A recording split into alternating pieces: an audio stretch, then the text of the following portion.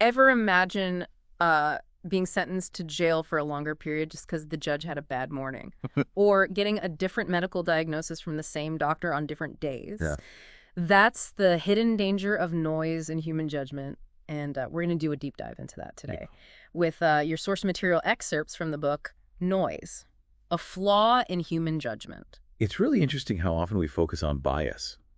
But noise, this unpredictable variability in judgments that should be identical, flies under the radar. We kind of just assume that professionals, like looking at the same information, would reach the same conclusions. Right. But that's often not the case. Yeah, and it's not just hypothetical, right?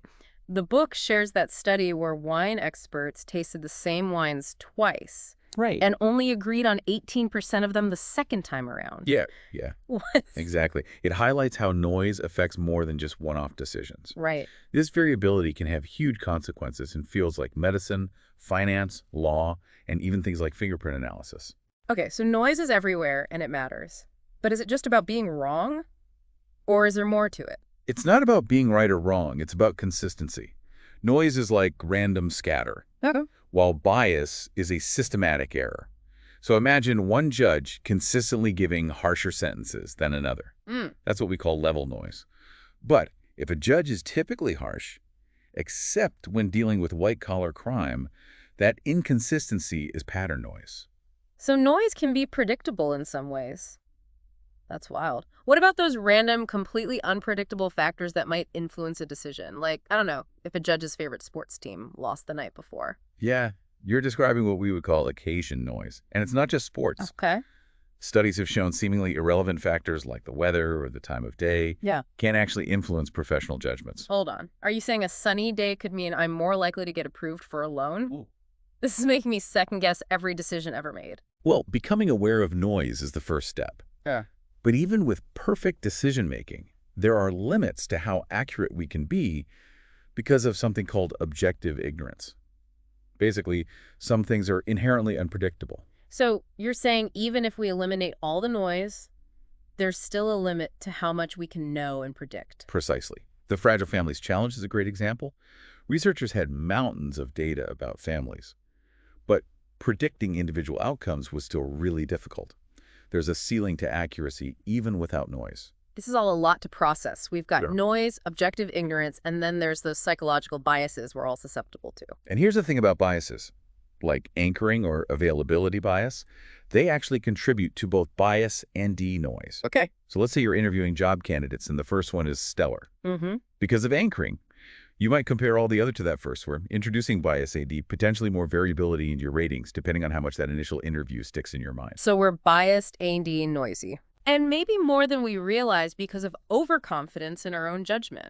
Exactly. We tend to underestimate noise and overestimate how much our colleagues would agree with us.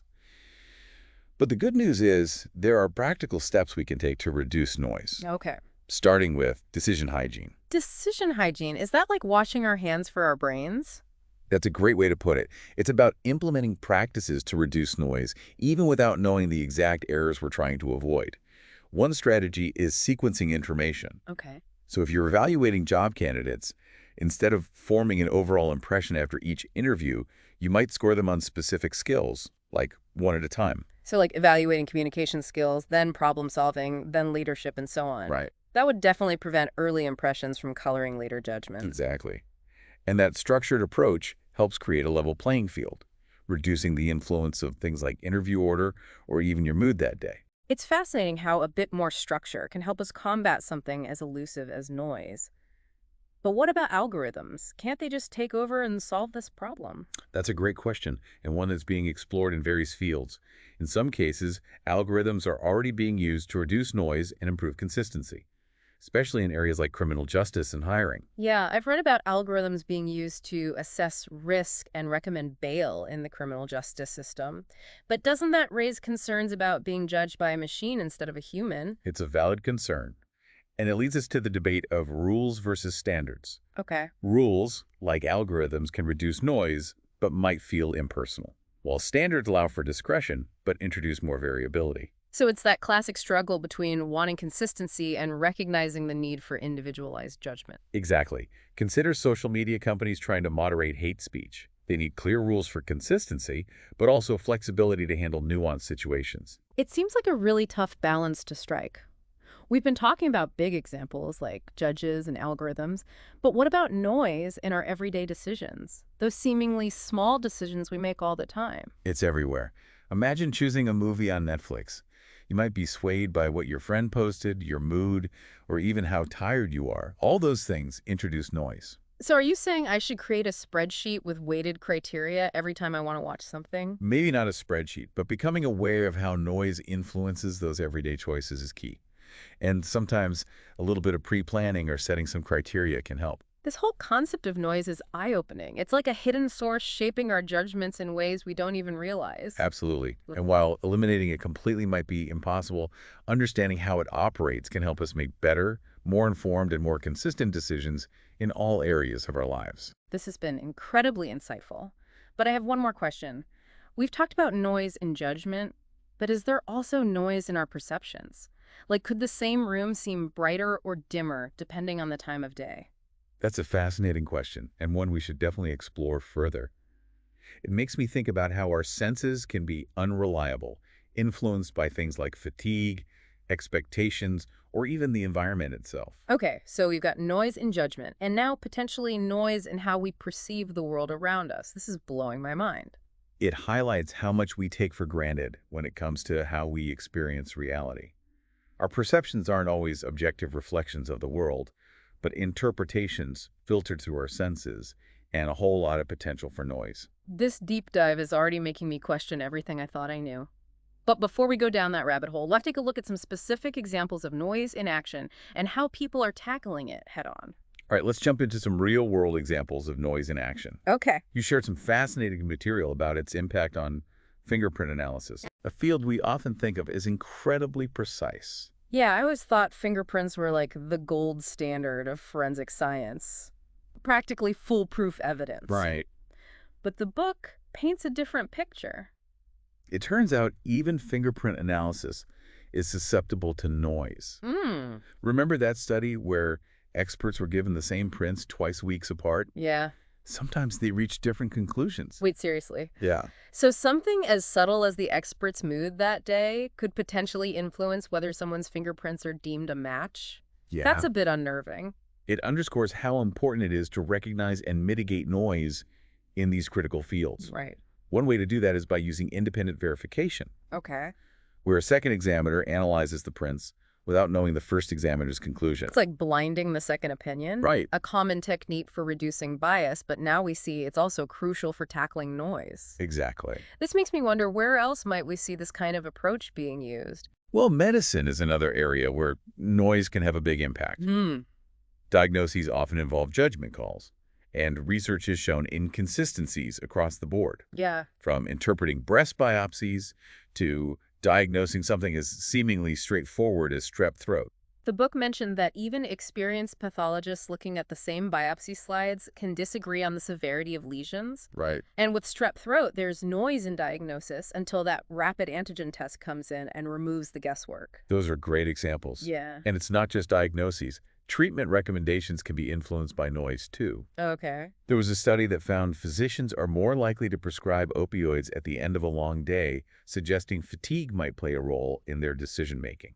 Wow. So my doctor's energy level could potentially affect their prescribing habits. That's possible. That's definitely something to think about. Yeah. But are there any ways to reduce noise in such a complex field like medicine?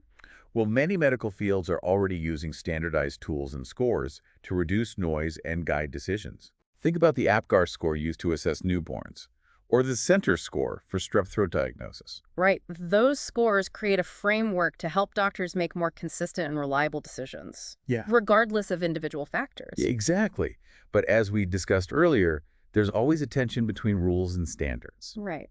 While guidelines are helpful, there are always unique cases requiring flexibility and individual judgment. So it's about finding the right balance, reducing noise without stifling the human element of medicine. Absolutely. Now let's shift gears to another domain where noise can have major consequences. Okay. The world of hiring. Oh, yeah. Job interviews are notorious for being subjective and influenced by all sorts of factors. Yeah.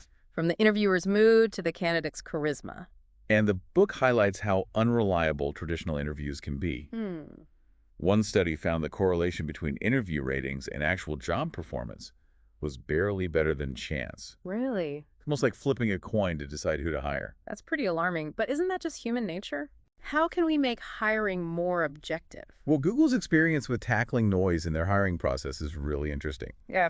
They discovered their interviews were extremely inconsistent and implemented several changes based on the principles we've been discussing. I remember reading about that they started structuring interviews, Uh-huh. focusing on specific skills, gathering independent assessments from multiple interviewers, and delaying that final gut feeling judgment until all the data was in. Exactly. By incorporating those noise reduction strategies, they were able to improve the accuracy of their interviews and hopefully create a fairer process for candidates. It's like they brought a more scientific approach to hiring, recognizing that intuition alone isn't enough. Precisely. It makes you wonder what other areas could benefit from a noise audit and a good dose of decision hygiene. Well, any area involving human judgment is vulnerable to noise. Right. Financial decisions, legal rulings, educational assessments, even performance reviews. The list goes on and on. You're absolutely right, but let's zoom in a bit. We've talked about noise in these big professional settings, but how does it play out in our everyday lives?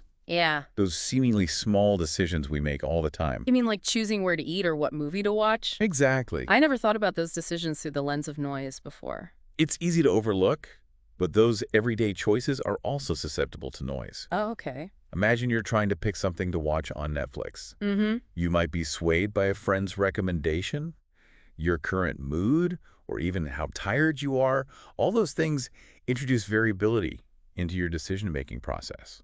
So should we be applying these structured decision-making techniques to everything, like creating a pros and cons list every time? I can't decide what to eat. That might be a bit much for every single decision. Okay. But the key takeaway is awareness. Right. Understanding how noise operates, even in those mundane choices, can help us be more mindful and make better decisions overall. Okay, so maybe I won't create a spreadsheet for my next Netflix binge, but I'll definitely be more aware of those subtle factors influencing my choices. This whole deep dive has been incredibly eye-opening. But one thing keeps coming back to mind. What's that?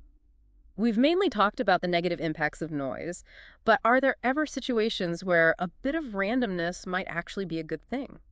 That's a really thought-provoking question. Yeah. While we usually aim to reduce noise for accuracy and fairness, there might be instances where variability leads to unexpected benefits. I'm thinking about creative fields like brainstorming new ideas or experimenting with art. Wouldn't too much structure and rigidity stifle innovation and those aha moments? You're hitting on an important point. Yeah. There's a trade-off between reducing noise and allowing for exploration and serendipity. Right. Sometimes embracing a little bit of randomness can lead to new discoveries and breakthroughs. So it's not always about eliminating noise entirely, Right. but rather understanding its impact and finding the right balance for the situation. Exactly. And that brings up another crucial aspect of this discussion that we need to consider carefully. What's that? The potential downsides of noise reduction. Hmm. We've been focusing on its benefits, Right? but reducing noise isn't always a simple win. Wait, are you saying there are downsides to making things more consistent and objective? Well, when we talk about implementing rules and algorithms to minimize noise, we need to be mindful of the potential for unintended consequences. Okay. It's not always as straightforward as it seems. I'm starting to see what you mean. Trying to create perfectly consistent systems could end up backfiring in some way. Exactly. Remember the dignity debate we touched on earlier. Yeah. It's about balancing the desire for consistency with the need to treat people as individuals. Right. We can't just blindly apply noise reduction techniques without considering the broader human and societal implications. So it's not just about reducing noise at all costs, but finding the right approach for each situation and recognizing that sometimes a certain degree of variability is inevitable and maybe even desirable. Precisely. It's about navigating the complexities of human judgment with nuance and a critical eye. This conversation has given me a whole new perspective on how noise operates in so many aspects of our lives. But I'm curious to hear your thoughts on something that just came to mind. I'm all ears.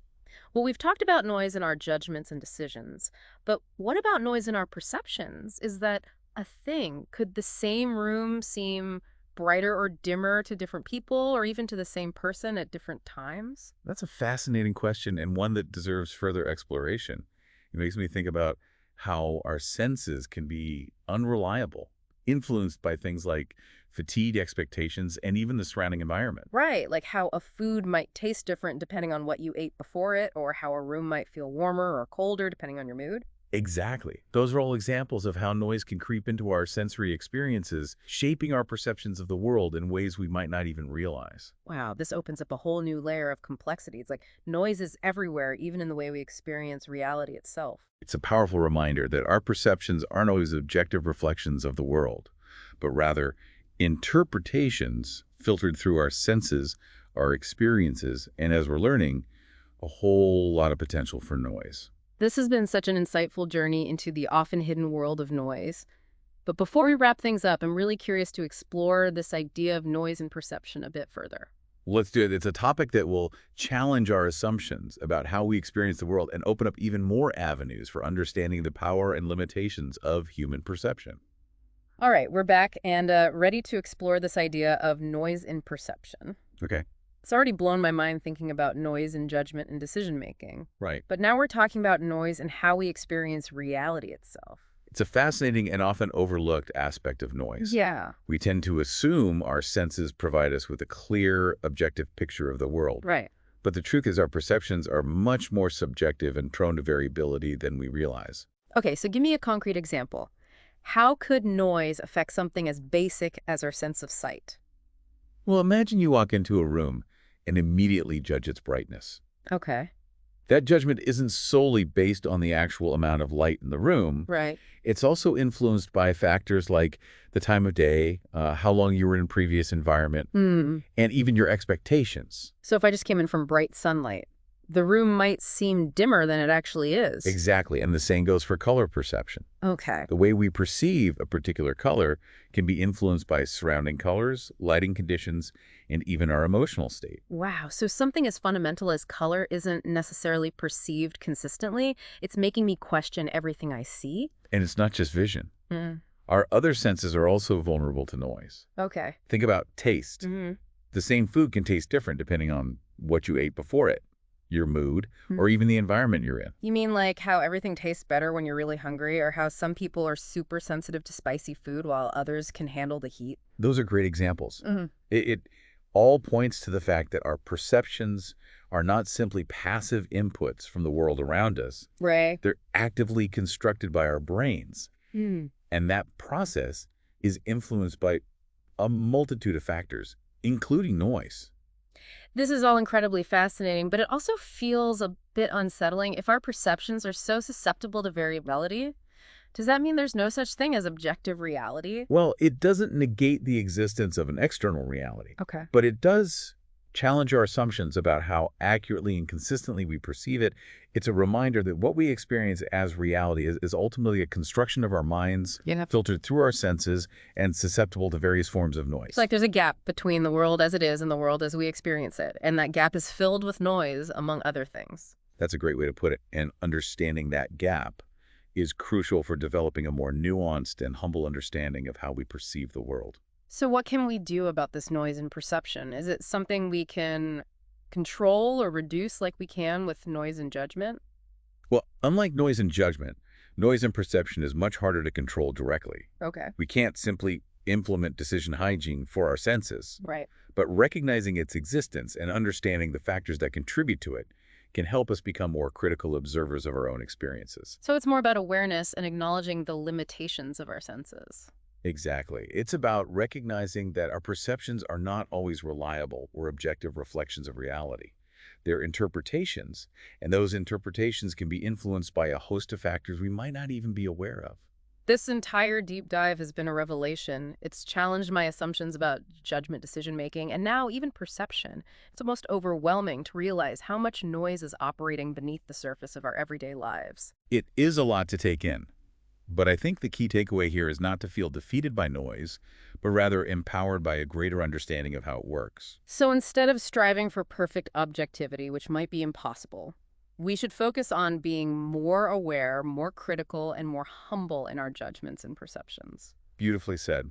And with that in mind, I think it's time to wrap up this deep dive into the fascinating and often hidden world of noise. Thanks for joining us on this journey. We've explored noise in human judgment, delved into real-world examples, and even touched on the mind-bending concept of noise and perception. Remember, noise is everywhere, but with awareness, critical thinking, and a dash of humility, we can navigate its complexities and strive for clarity.